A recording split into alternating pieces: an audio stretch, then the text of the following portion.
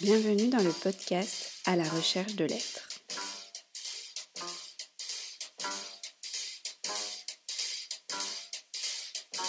À la recherche de l'être est un podcast qui présente l'œuvre musicale d'Olivier Fillet, dont la problématique est comment concilier l'amour de l'existence avec l'ensemble des éléments tragiques de celle-ci.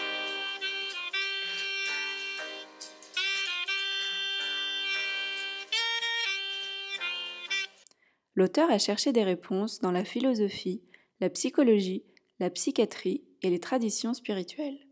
Chaque saison correspond à un CD, chaque épisode présente et explique une chanson. Vous écoutez l'épisode 6 de la saison 3 d'À la recherche de l'être, le prochain. Mais c'est pas le prochain, je précise, c'est le nom, c'est pas le prochain épisode, c'est le nom du coup. Le prochain épisode, le prochain. Voilà.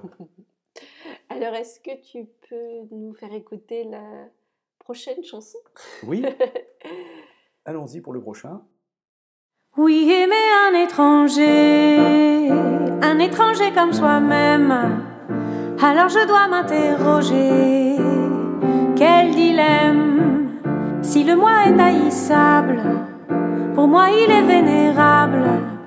Alors comment faut-il s'aimer, transformer?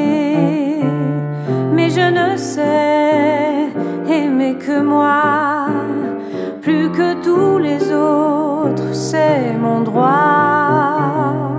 Pourtant, oui, je suis bien n'importe qui, vraiment.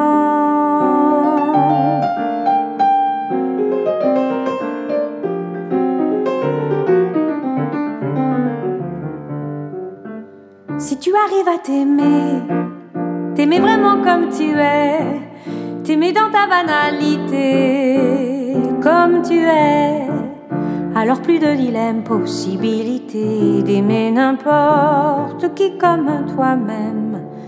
En vérité, tu peux aimer ton prochain comme toi-même.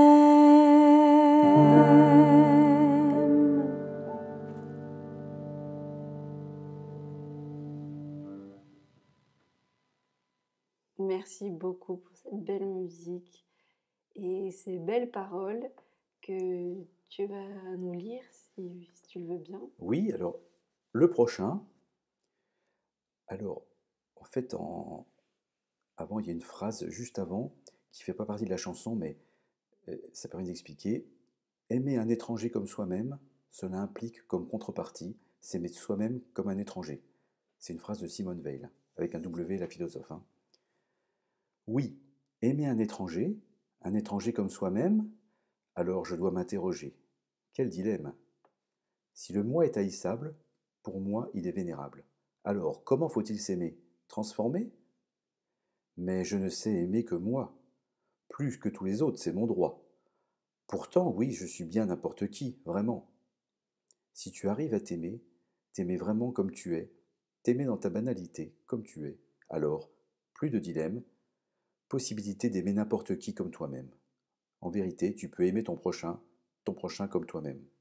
Je vois les auditeurs se dire « Ah, ça va être encore une usine à gaz », mais en fait pas du tout. Une fois qu'on a compris, c'est très très simple.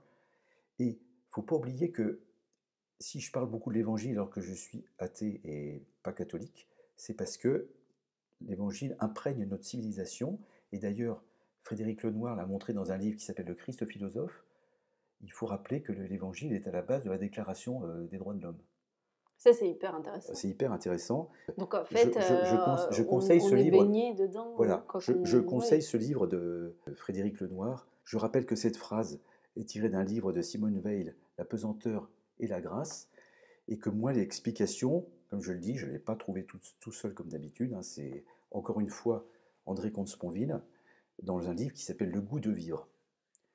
Et en fait, c'est très bien, c'est très simple. Alors, je citerai juste Desproges. Cette phrase, on l'a tous entendue et je pense qu'on ne l'a pas beaucoup bien comprise parce que, comme dit Pierre Desproges, Jésus nous dit « Aime ton prochain comme toi-même, personnellement, je préfère moi-même », nous dit Pierre Desproges. En préambule aussi, comme disait Comte-Sponville, qui parlait d'une conversation avec une amie psychiatre et qui lui disait « En fait, la santé psychique, comme elle dit, c'est quand tu acceptes d'être quelqu'un d'ordinaire, quand tu reconnais ta propre banalité, quand tu renonces à ton statut d'exception. C'est pourquoi la santé est si rare, les gens sont bien trop narcissiques pour s'aimer comme ils sont. Et c'est exactement ce qu'il faut vraiment comprendre de ça, c'est-à-dire que quand on dit aime ton prochain comme toi-même, le premier réflexe c'est de dire c'est absolument impossible parce que nous on s'aime trop plus que tout. Donc on va pas aimer son prochain comme on s'aime nous. C'est juste quasiment impossible. Donc on dit ça y est, c'est si la formule des Évangiles voulait dire aime ton prochain comme n'importe qui, comme tu t'aimes toi-même, de cet amour passionné et narcissique que tu n'as que pour toi, ça serait juste complètement impossible. Alors un petit mot dans ce que je dis, si le moi est haïssable, alors c'est le moi au sens de Blaise Pascal, mais le moi dans ce contexte et dans la langue du XVIIe, ça veut dire l'ego, c'est-à-dire cette partie, c'est en fait l'amour propre. C'est important de le préciser. L'amour propre, hein. C'est-à-dire l'amour propre, comme disait Pierre Dac, il ne le reste jamais bien longtemps. Mais bon, voilà, c'est ça, c'est qu'il y a pas moi, c'est pas moi. En fait, j'ai rien inventé, hein. Et c'est pourquoi en fait le moi selon Pascal est haïssable, parce qu'il sait aimer que soi, ou plutôt, c'est une allusion au narcissisme déjà faite par Pascal, les illusions qu'il se fait sur lui-même. C'est que Pascal, en fait, comme La Rochefoucauld, il appelle l'amour-propre, et il ne faut pas le confondre avec le véritable amour de soi. Le véritable amour de soi, c'est quelque chose de bien, hein. On ne peut rien faire sans un petit peu d'amour de soi, quoi. Donc, et l'idée géniale de Simone Veil, c'est de dire, en fait, si on aime son prochain comme soi-même, la réciproque doit être vraie, il faut s'aimer soi-même comme son prochain. L'amour-propre, en fait, c'est autre chose, c'est pas le fait de s'aimer soi, mais le fait de n'aimer que soi. Hein, c'est le cas de la plupart, finalement, des gens qui nous entourent. Hein. On ne peut pas tomber dans ce piège, mais par contre, l'amour de soi, c'est plus une vertu, une force, une sagesse, alors que l'amour-propre, c'est une faiblesse, et en fait, malheureusement, quand on s'aime trop cette partie de soi-même, ça va de pair avec l'incapacité d'aimer les autres, hein, de les aimer vraiment tels qu'ils sont. Donc chez les vrais narcissiques, mais on en reparlera dans la 4e saison, c'est exactement ça. Et donc Simone Veil a dit exactement ce qu'il fallait dire là-dedans, comme je l'ai dit, hein, aimer un étranger comme soi-même implique, comme contrepartie, s'aimer soi-même comme un étranger. L'un va pas sans l'autre, pas de charité sans amour de soi, mais il n'y a pas d'amour de soi sans charité. Hein. Donc effectivement, ça revient à ce que disait la psychiatre, hein, c'est-à-dire que s'aimer soi-même comme un prochain, c'est s'aimer soi-même comme n'importe qui. Or, donc pas plus ni moins. Ben, en fait, c'est une question de considération de soi-même, parce que dans le fond, quand on réfléchit bien, n'importe qui, c'est exactement ce qu'on est. Hein, oui. C'est-à-dire que c'est là où le narcissisme est du côté de l'illusion, et que la charité, c'est exactement ça, c'est du côté de la vérité, parce que malheureusement, on est tous, en fait, n'importe qui. Le message de Jésus, en fait, c'est l'erreur, c'est de s'aimer d'un amour narcissique, donc on ne peut pas aimer les autres, donc on n'est pas dans la charité, alors que si tu t'aimes comme n'importe qui, bah tu verras qu'il est possible, c'est ce que veut dire Jésus, qu'il devient possible d'aimer n'importe qui comme toi-même. Et en fait, le message de Jésus est simple, parce qu'on a l'impression qu'il exige l'impossible et donc on ne le fait pas, alors qu'en fait, c'est pas, bien sûr qu'il aimerait bien qu'il y ait la charité, mais c'est surtout, je pense que dans un premier temps, il nous demande en vérité de nous aimer chacun pour ce que nous sommes, c'est-à-dire n'importe qui.